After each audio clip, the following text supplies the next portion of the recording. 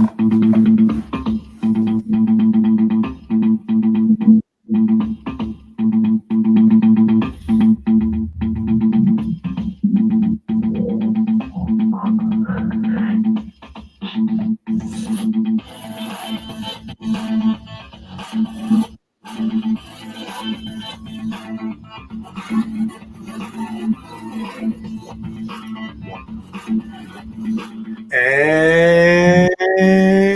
welcome to Education, Leadership, and Beyond, Surviving and Thriving.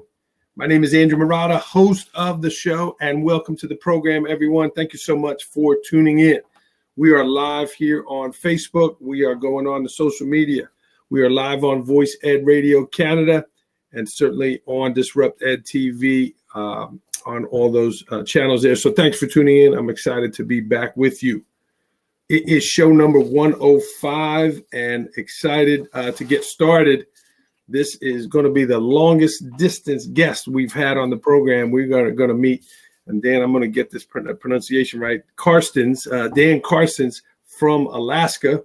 Dan and I were able to connect in Boston at the National Principals Conference, and he's doing great things leading that Alaskan Principals Association. I'm excited. We're going to hear about their conference way up north, as they say. So before we get started, I do want to thank today's sponsor of the program, the Coaching and Leadership Journal. This is from my friend Dan Spanauer out of North Carolina. This is the November issue, and I just got it in the mail, and it's fantastic. There are 19 separate little articles and little blurbs on leadership, coaching, education in here. And again, unlike a lot of the things we're getting today, it's a heavy-duty paper journal. It's not just an email, although you do get an email copy as well. So in just looking through it for the program here, here's an article, some famous words from Yoda, right? Try, do, or do not. There is no try. And, talking about education and leadership, I'm going to read that after the program here. And there's also something on listening, right? Here it is here. A fundamental skill for all leaders. That's something that I need to work on. Whenever I see something on listening, I try to eat it up because that is something that I want to improve upon. So again, this is the Coaching and Leadership Journal. It's a great resource. Dan is a great storyteller and a great educator. He does have a discount code for ELB listeners, and that is Murata20. You can punch that in at checkout and you'll get 20% off. It comes once a month, and thanks to Dan for sponsoring the program. Again, that code is Murata20, and you can find that, again, the Coaching and Leadership Journal. It's at the leadershippublishingteam.com. You can find that. So thank you to them for sponsoring the program. So I wanted to open the show with being connected. Obviously, if you are listening to this podcast on iTunes or you're watching live on Facebook, you're a connected educator. You're trying to learn something. You're trying to get something new. And, in researching and preparing for the program and learning more about Dan, he's really done a good job of connecting himself to other parts of the United States, being up there in Alaska. And I'm so curious to ask about so many things about Alaska. But again, meeting Dan in Boston, just the fact that he came all the way there, I was impressed. But looking at the things that he's doing as an educator to be connected, using social media, hosting, national speakers in Alaska at the conference, things like that, I'm impressed. And I think it's important as educators that we are connected. I am only on social media a couple of years here, and I told that story about how I got going with the book and all that. I've told that many a times. But the more I'm on it and the more I'm connecting with people like Dan, I think it's very important. So I'm going to ask Dan about that. So again, if you're listening or watching, my guess is you're probably a connected educator. Do you have a Twitter account? Are you researching and tweeting things out that are meaningful to others? And are you learning from others? So those are very important things to do as a leader. And I am going to ask Dan about that now. We're going to bring him into the program here, everyone. Bam, there he is, Dan. Welcome to Education, Leadership, and Beyond. All right, thank you, Andrew. I love being here. I'm excited, and hopefully I can share some great stories with you. Beautiful. And it's Dan Karstens from Alaska. And as I mentioned, Dan, we connected in Boston. And here you are on the program all the way from Alaska. It looks like you got beautiful weather out there today. Yeah, it's sunny. I can see Mount Redoubt right across the inlet. It's our local volcano that spews ash every now and then. So yeah, nice day. Does school run when it spews ash? Is that like nothing happening and school continues, or is that something you got to close for? Yeah, we're a little tougher than the Postal Service. We go through rain and sleet and hail and volcanic ash. Well, Dan, it is really an honor to have you on. And as I mentioned, you've done a great job being a connected educator, being a connected leader. Tell us a little bit about your education journey. I know you are principal at, and I don't want to mispronounce this. Nick, how do you pronounce that? Come on, you got to try it first. You got to try it. Give it a shot. Nikiski? Yeah, you're close. Nikiski. Yeah, Nikiski. Okay. Nikiski Middle High School, and you've been there for a number of years.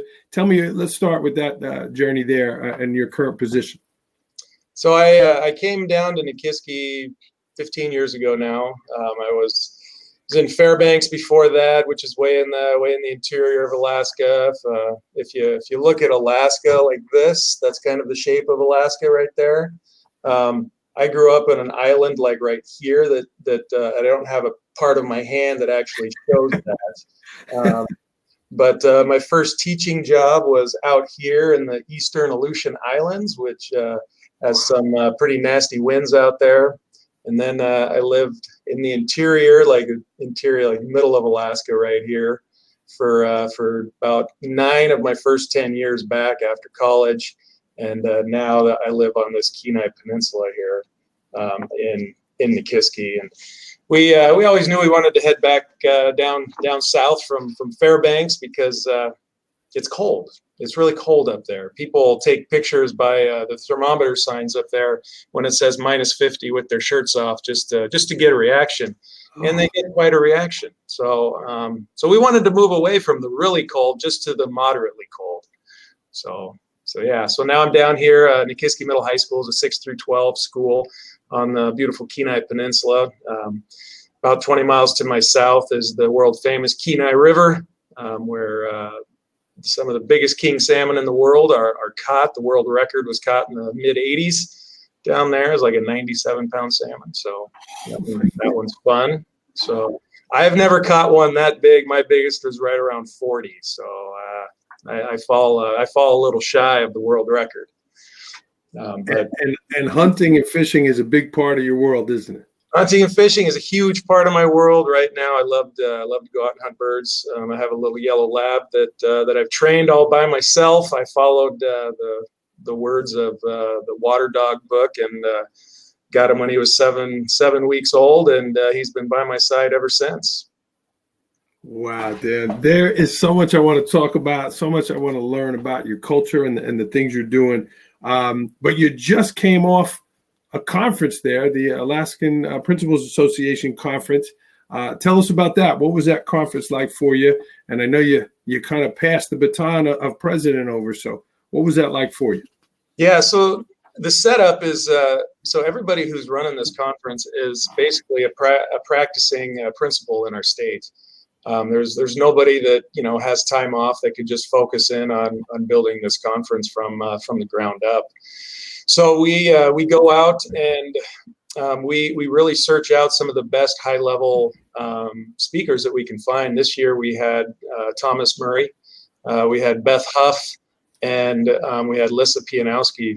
So 3 people that I had made relationships with about 3 or 4 years ago, and just being able to reconnect with them and ask them to come up here and letting them know what our measly little budget is and having them say, yeah, you know what, we've heard so many great things about the conference in Alaska, and we want to come up and do this because we've had people like Jimmy Casas and Joe Sanfilippo and Pedro Noguera, Weston Kieschnick, a lot of these guys that I have a ton of respect for. And we just say, hey, go talk to these guys and ask them if this is worth your time and energy to come on up. And every single time they ask, they say, oh my gosh, if you don't do it, you're going to be missing out. And one really unique part of our conference is we have an auction on the first night of the conference. It's a principals mingle, and we have all sorts of silent auction items and everything there.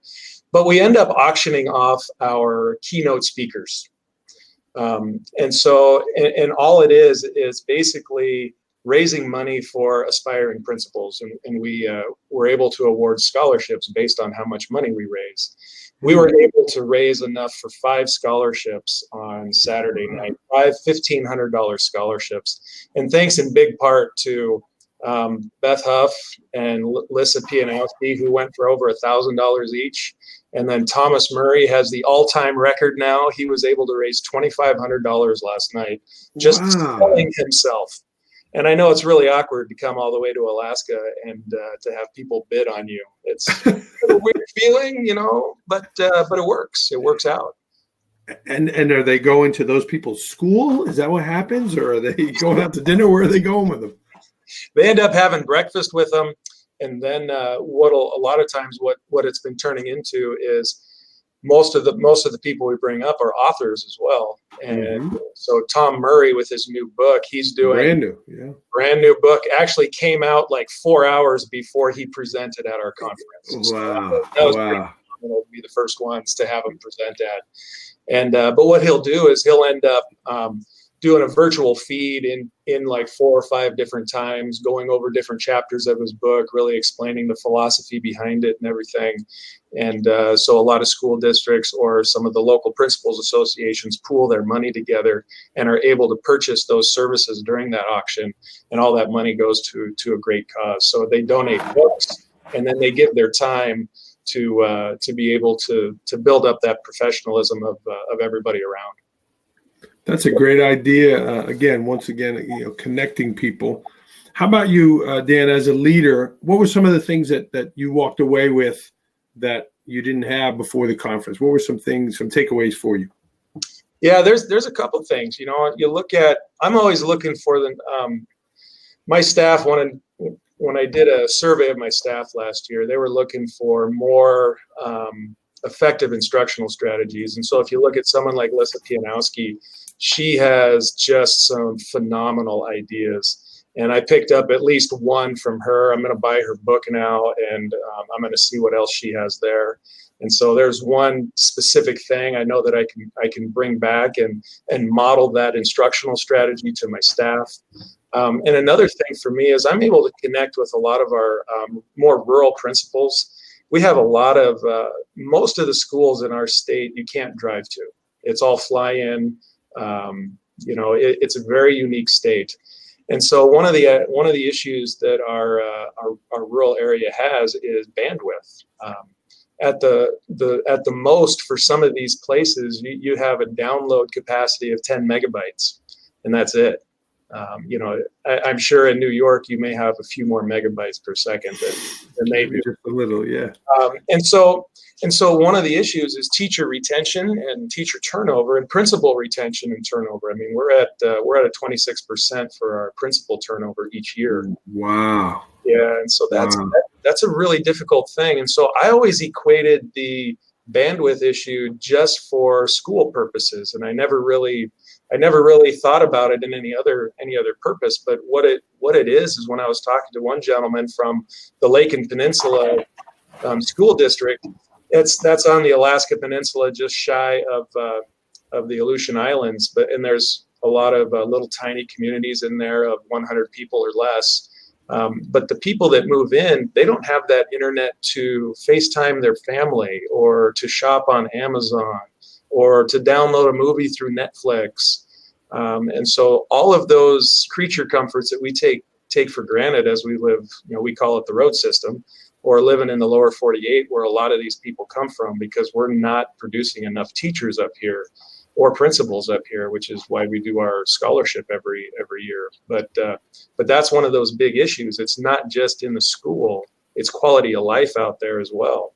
And so, it's always wonderful to be able to go out and be outside all the time. But there's also a limit, because in the way we live now in our society, we have a desire to be connected, and without that broadband, it's very difficult to be connected in those rural areas. Wow, that's amazing. So you were able to connect with some of these people that you hadn't met before. That's terrific. Dan, what about the opening concept? Again, we connected in Boston. And then here you had this great network of educators that you're connected to, not on social media, but literally bringing people up to your area. Was that a goal that you've always had as a school leader, or is that something that's kind of you built over the year? Where did that desire to be a connected educator come from for you?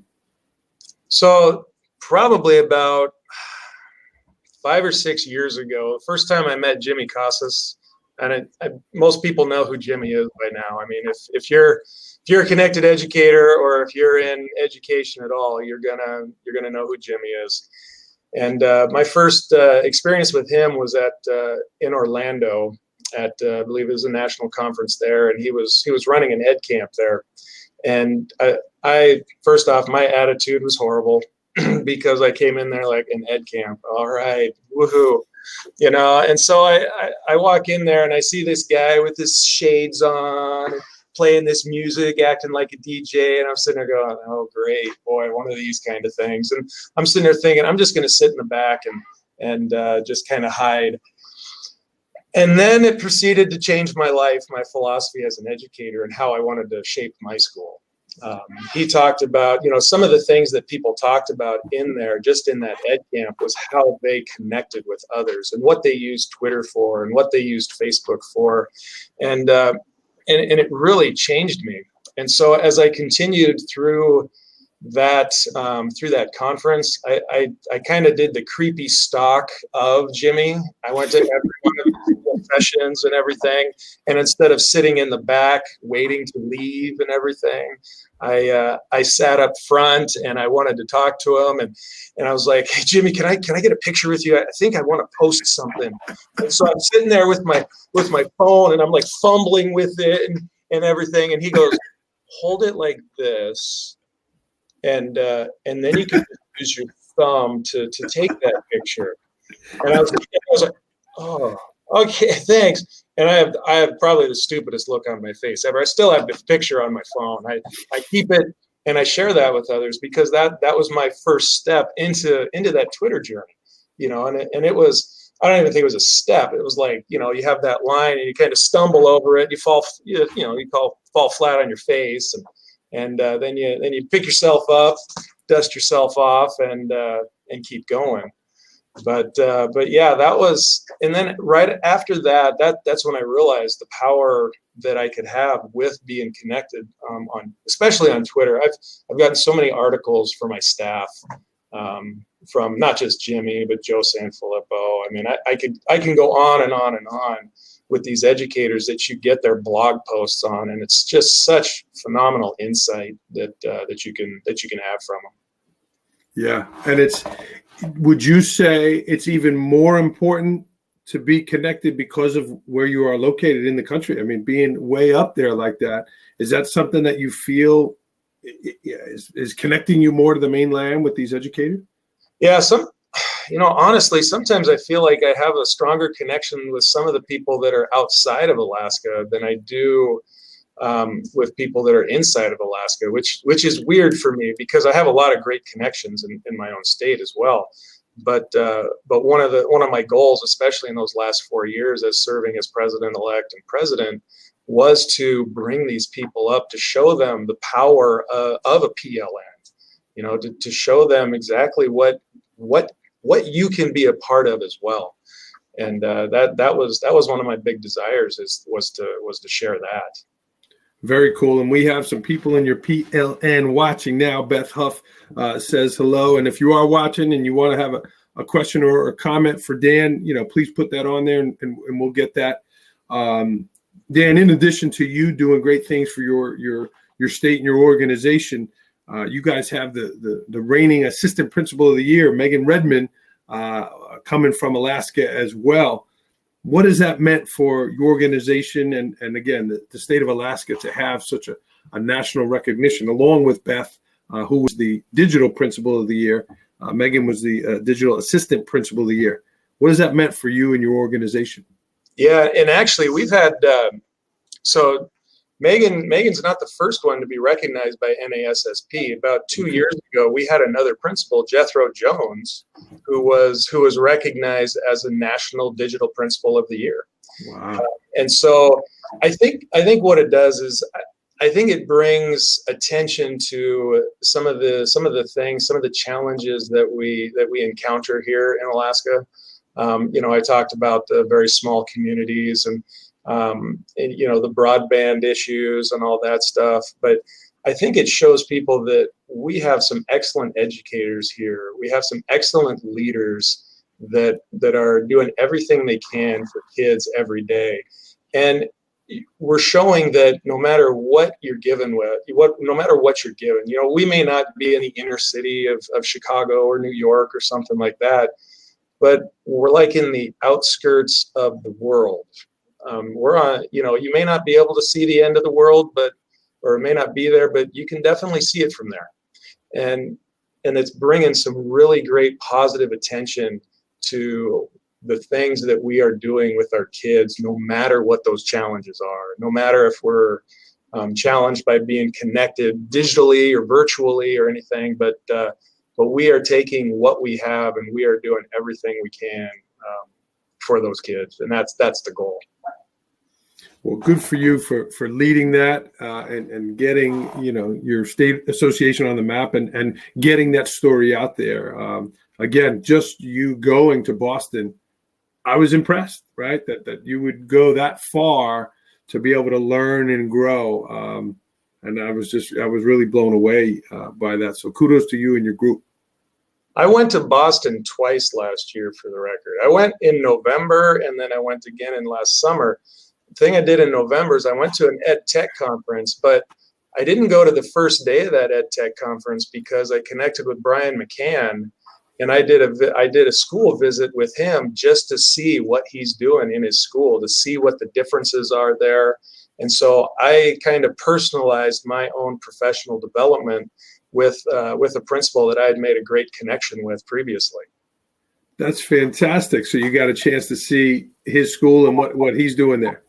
Yes, I did. And Brian is one of my favorite people ever, I tell you. And, we may not come from the same background. I have a fairly lengthy athletic background, and Brian's more of the actor type guy. And you would think we would just kind of clash like that. But it's amazing. It's amazing. And I'll tell you a story at some point. I won't tell it tonight, but I'll tell you what his nickname is at some point. Okay. Well, he's scheduled to come on the program, and again, you couldn't help but meet him at the conference with his dazzling jacket and such. Oh, yeah. Boston's a great town. Dan, I grew up in New York City, right, and now I live about an hour and a half northwest in the country from New York City, where it's cold and there's a lot of snow. Yeah. They cancel school, all that kind of stuff. Like, what is it like there? Do they never cancel school? Like, I'm so curious of what the day-to-day is like when it's, below zero and you have all that snow. Does school continue? Tell me what it's like there in the winter. Snow is our normal. I mean, basically when we get snow and it looks like we're not going to get snow in October, which I'm fairly excited about it, because once we get snow, it stays until, probably April, sometimes into May. Up in the interior, you don't even get the lakes melt until, or thaw out, break up, we like to call it, until later in May. And so you can't even get out on the lakes forever. But snow days, what do snow days mean? I can't remember the last time we had a snow day. We've had inclement weather days, but that's when the weather warms back up and it starts to rain or something. And so when we get snow, that's normal. Everybody knows how to drive on snow. Everybody, it's the ice, all that stuff. But we get school canceled or postponed when the weather warms up, and then we just have sheets of ice on the road. that's when it gets canceled here. That's the danger. Now, is it when you're plowing your school, is it down to the blacktop, or is there always just a level of snow that you're driving on? At the beginning of the year, you try to get it down to the blacktop, but then as it snows during the school day and you get all the cars driving on top of it, then you start getting getting the layer. It gets thicker and thicker and thicker. And so when you have that wonderful time of year called breakup in the spring, that's when that ice starts to melt, and then you get the ruts. And sometimes the ruts are this deep, and people with two-wheel drive cars get high-centered and trying to get into the school. And then you have these big puddles everywhere, and you got to wear your extra toughs. And so yeah, it's interesting in the springtime, as we like to call it, the most ugliest time of the year. Wow. Dan, how about, there's so much attention on student wellness. Is it as bad? We hear about the light and the dark, the weather. Does that have an effect on people? I mean, you seem to be a very positive guy. You're in shape. You have a big family. Is this something that you feel affects people's norm there? Yeah. My family's, I've been married to my wife for 25 years. We've stuck together through thick and thin. There's always challenges, but here in Alaska, there are some unique challenges. Sometimes if you go above the Arctic Circle, and there are a lot of communities that are above the Arctic Circle, and then you're at nighttime 24 hours a day. In Barrow, the sun will set sometime in the middle to late October, and it won't come up again until about mid to late February. And so you don't see the sun, and it's very difficult on a lot of people. We have the highest suicide rate in the nation. Not the most number, because we're the most sparsely populated state. Yeah. If you look at suicide rates, we are the highest in the nation. And even here at my school last year, we had 2 student suicides here. And then we had another one down the road in another school about 30 miles down the road from us. Every year, you can probably talk to anyone that lives either on the road system, but especially out in rural Alaska, about how their communities and how their families have been devastated because of that suicide epidemic. And a lot of it is it's a hopelessness sometimes of the darkness, and sometimes they don't see a way to get out. And is there a light at the end of the tunnel for some of these kids? And that's a difficult thing to feel, that hopelessness. And sometimes you have the opioid epidemic. That's very real out here. Drugs and alcohol in some of these villages is a big killer, and it's very difficult to see that and to hear about it. But that is our reality, and that's why we need to continue to focus on our social emotional learning and continue to learn how to love these kids more and more and in different ways, and to truly understand what they're going through. That's powerful. And yeah, there's these problems in every community, but when you compound it with that cold and dark, it's got to be extremely difficult. Yeah, sometimes in some of those places they call it living upside down, and sometimes they don't even know what time it is, and they'll be up at all hours of the day or night because it all looks the same anyway. Wow. Dan, what have all those TV shows that have popped up about Alaska have done? Has it helped the state? Has it brought more attention to the state? Has it hurt the state? I mean, I know there's some redneck shows that they got going on too. What have those TV shows done for the state? I don't know. Sometimes it's good. Sometimes it brings some attention that we really don't want to have here, because people get this idea that these people, oh, this is how they are. But a lot of it is, some of these people live 10 miles from a McDonald's, where they're thinking, oh, the Alaska Bush people. But I would say probably the most real show on TV is Deadliest Catch. That one there, that one's real. I've known some of the people on there, and And I've seen some of what happens to those families as they lose those fishermen as well. You know, that's another reality of our state, is the danger of some of the jobs that we have here.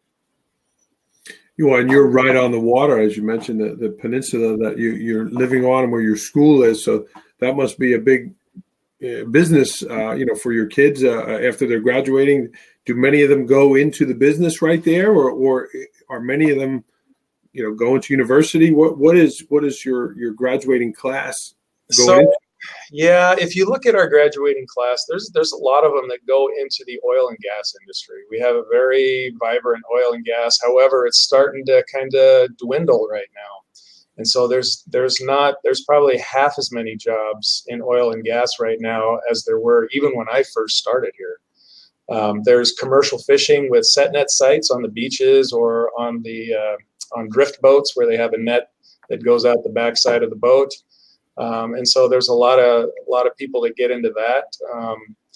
But a lot of kids, they look at how they can get their foot in the door of the oil and gas industry, because there's a lot of parents that are working in that. So they have an understanding of what it does take to be able to do that. But they also know that they need to get some sort of a certification program, whether it's a process tech or a mechanic type degree or certificate or something like that. They understand that they need to do that. And we have a community college down the road that does a very nice job of catering to our oil and gas community. Very cool. And is there a lot of business like that? Like, how far are you from Anchorage? Is the closest biggest city, correct? Yeah. So if I could actually walk and take a boat, it'd be about 60 miles. However, I can't walk and take a boat, and so we have to use the highway. And for me, it's about 170 miles from where I live on that drive. And so you're driving through some of the most beautiful scenery, driving through the Kenai Peninsula and down the mountains in through Turnagain Arm, where Turnagain Arm has the second highest tide change in the world, only second to the Bay of Fundy up in Newfoundland and Nova Scotia. And but it's huge change, and I'm always fascinated as I drive by that Turnagain Arm, because just the tide rips that kind of come through there. You'll have bore tides. Bore tides are when you have such a big change in the tide, and you look at 25, 30-foot changes in tide, which is pretty substantial. Wow. So as it's coming in, it's almost like a tsunami coming in. It's a lot of times it's 6 to 8 feet of this wave just flowing in and flooding the basin where the tide comes in on, and the tidal flats and everything. It's not dangerous unless you're out in it. Yeah. But yeah, it's pretty amazing to see. And I would encourage anybody out there, just you can Google or YouTube the bore tides in Turnagain Arm. It's an amazing sight to see, and a lot of people will surf that coming in. Wow. Wow. You can ride that wave for a long time, for miles. It sounds beautiful and fascinating, and I know you're an outdoorsman. Is that something that you do, Dan, the hunting and being outside to de-stress yourself, to sharpen your saw, to kind of get away from school a little bit? Is that something that recharges you? Yeah, we all need something to recharge our batteries. It's good to recharge with our colleagues at conferences and everything, but we can't do that on a daily basis. That's almost impossible to do. And so the more opportunities I have to ride my four-wheeler down a trail, or to hike into the woods to a lake to go look for birds or something, that's one of my favorite things to do. Or to hike up a mountain to go fish grayling up on some alpine lake. Those are pretty amazing things to do. And couple of my sons just love fishing, and if I can continue to go fishing and hunting with them, then it's a pretty amazing thing. And I find that as I get home, I get tired physically, and then I can rest, and I'm good to go. And you got your children doing great things. Seth, Ben, Nathan, Bethany, and Lillian, who is at school with you. But your daughter Bethany just earned a Division I college basketball scholarship, Chicago State University. What has that meant for you and your family? Well, that's been awesome for my family and I. It's something that Bethany has worked for a number of years. And it's not just for our family. I think what the hope is that others can see that a kid from a little school that has 185 kids in their high school can do the work and do what it takes to be able to earn a scholarship at the highest level. But she was in here in the morning, every single morning that she was here, minus game days, at 6 a.m. practicing her shot. And I was in here. I was blessed enough to come in and rebound for her. I was her rebounder for 6 years. Oh, and wow. The other part of the story is her freshman year, she tore her first ACL. She had to rehab all the way through that. She missed her entire basketball season. And then her sophomore year, she played almost the entire basketball season. And then in the conference semifinals in the basketball tournament, she tore her other ACL, and she had to rehab that one. And then finally, her junior and senior year, she had clean years where it was just her playing, and she scored. I think she ended up with over 1,800 points for her high school career in just the 3 years. Wow. So, and just she was the 2-time state player of the year, all that stuff. And it was just, for me, she is such an inspiration to see how she's overcome some of the adversity in her life as well. Absolutely. And I hope you enjoy that trip to Reno to get a chance to see her play over Thanksgiving, and that your family can enjoy that. Kudos to you for being there for her, and kudos to her for putting the work in. Yeah, most definitely. Very cool. Well, I know it's early there. The sun's still out, but it's getting late here on the East Coast. Let's get rolling to rapid fire, Dan. Are you ready? I'm ready. Here we go. Here we go. Last book you read? So I'm reading 2 right now. I'm currently reading Bold School by Weston Kieschnick, and then my Put Me to Sleep book is a Jack Reacher novel. Did you say Bold School? Yes, Bold School. Nice. Did you have a chance to get Thomas Murray's book there, the new one? Did he have it? I've not gotten that one yet, but I'm planning on getting that here in the next week or 2. Yeah. Last movie you saw? You know what? I can't even remember the last movie I saw because I just can't even spend the time to watch them. We rent movies through Netflix, and then because we can't download them because our internet's too slow. So it was Shazam, I think. Shazam. Okay. Favorite place to travel outside of Alaska? Outside of Alaska? All right. Well, it's going to have to be Hawaii. I mean, that's pretty tough to beat. Yeah, you're going down. How far of a trip is that? It's actually not as bad as going to the East Coast. Yeah. Okay. What's the greatest challenge in your work, Dan? Greatest challenge in my work is to just continue to understand these kids every single day, because there's a different story and you never know what baggage they bring in with them when they come through our doors.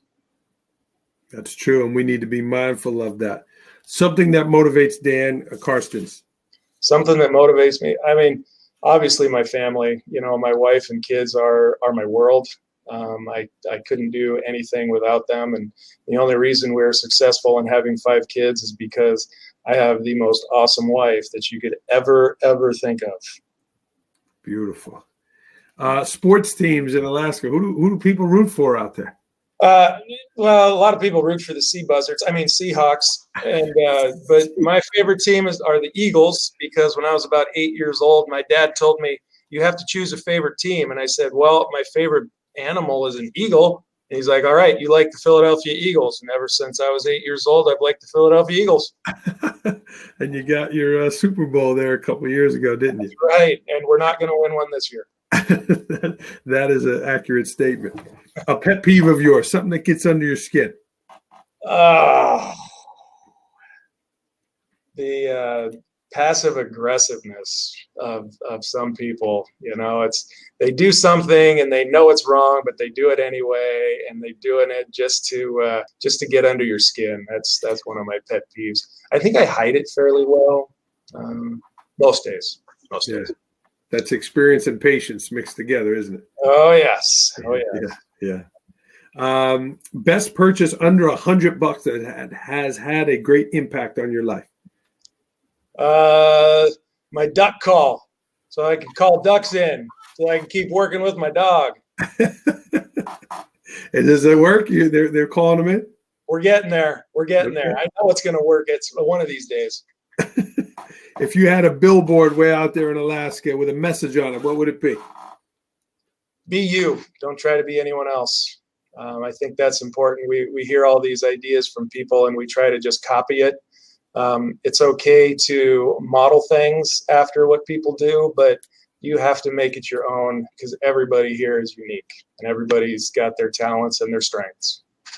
Well said, Dan. Something that's been a hurdle for you, professionally or personally? I think sometimes a big hurdle is about 4 years ago, I was thinking, man, I feel like I need something different. And then you try something different or something like that. But every now and then you get that feeling of, I want to do something different. But really what we're doing is the most important work here. And that's what keeps us grounded, is doing the important work. So sometimes that is a hurdle for us, because it's hard. It's just hard stuff. Yeah, I understand. Short-term goal, 3 to 5 months, professionally or personally? 3 to 5 months.